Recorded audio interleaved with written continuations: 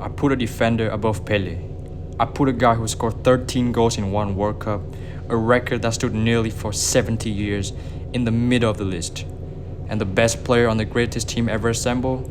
Not even in the top tier. Not close. Sounds insane, but it's not.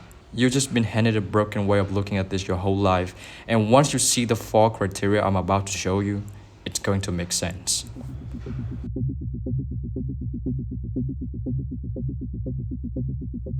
Here's the thing that this whole video is built on.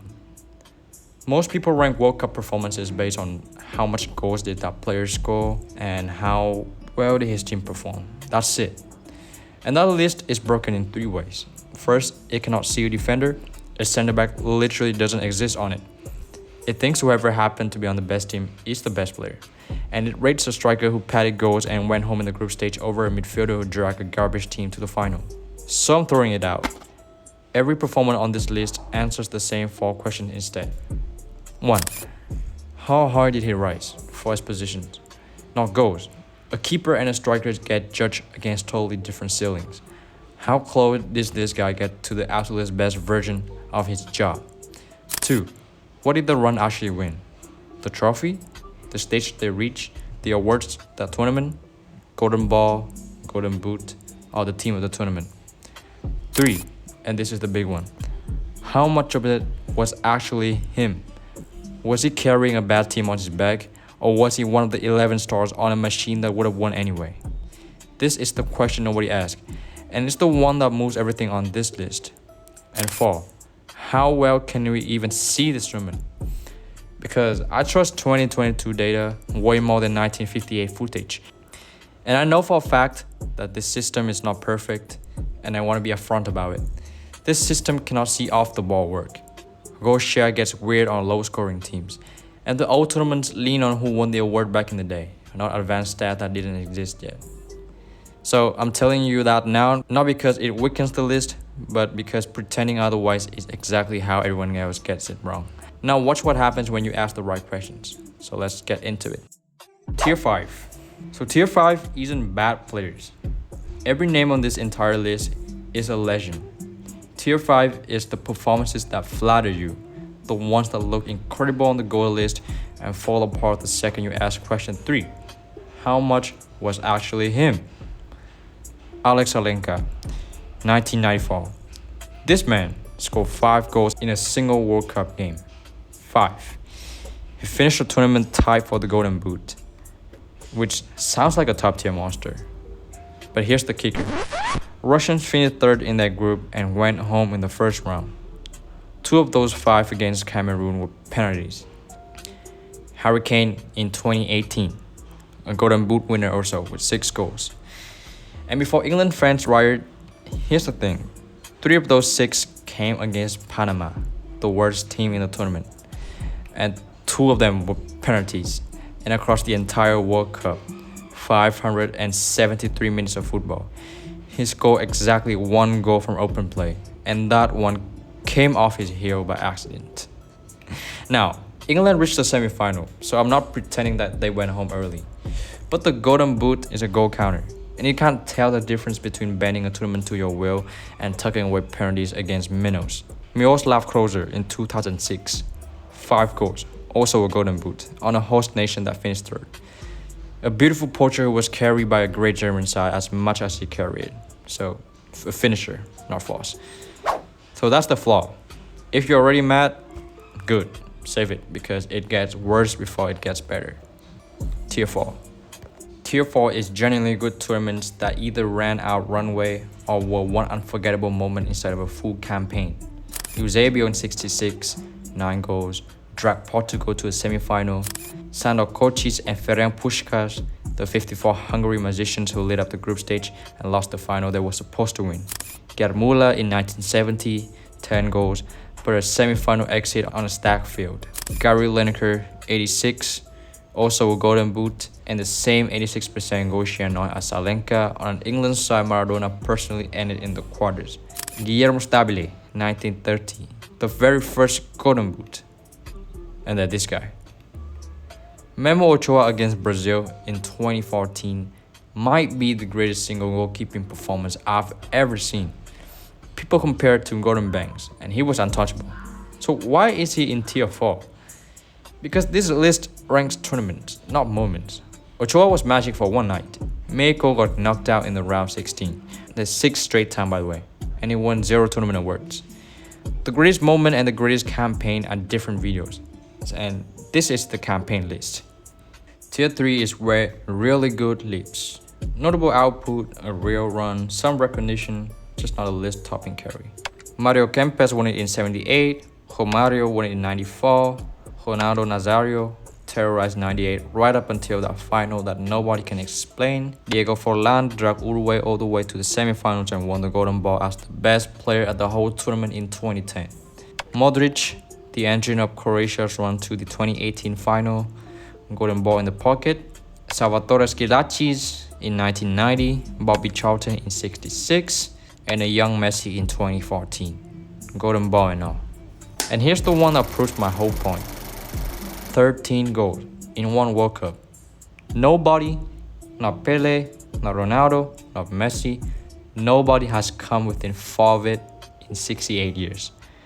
By the goals list, this is the greatest World Cup anyone had ever had, period. But he's finished 3rd. France did not win it. And here's the detail that says everything. The all-star team of that tournament, the best 11 players picked at that time. Its entire forward line scored 12 goals between all of them. Fontaine, by himself, scored 13. He outscored the whole all-star attack on his own. And the tournament still isn't remembered as his. A goal list would crown him. The 4 questions put him in tier 3. Incredible output, but no trophy, no deep run carry, and a beatable French side. The number is real. The story it tells is a lie. Kylian Mbappe won the 2018 World Cup. He scored in the final. He was 19 and electric. So why isn't a champion who scored in the final up in the top tiers? Because winning does not auto-promote on this list. France were the favorites, and he was one of the several stars on a loaded team. So question 3, how much was him? Comes back low. And the Golden Ball that year didn't even go to a French player. It went to Modric, on a team that lost the final. If the best individual at the tournament played for the runner-up, that tells you the winner didn't win it on one man's back. Tier 3. Alright, Tier 2. Elite, all-time campaigns. The only reason they're not at the summit is the carry was slightly lower, or they were one of several stars. Garrincha in 62, who won the World Cup basically without an injured Pele and gets nowhere near the credit.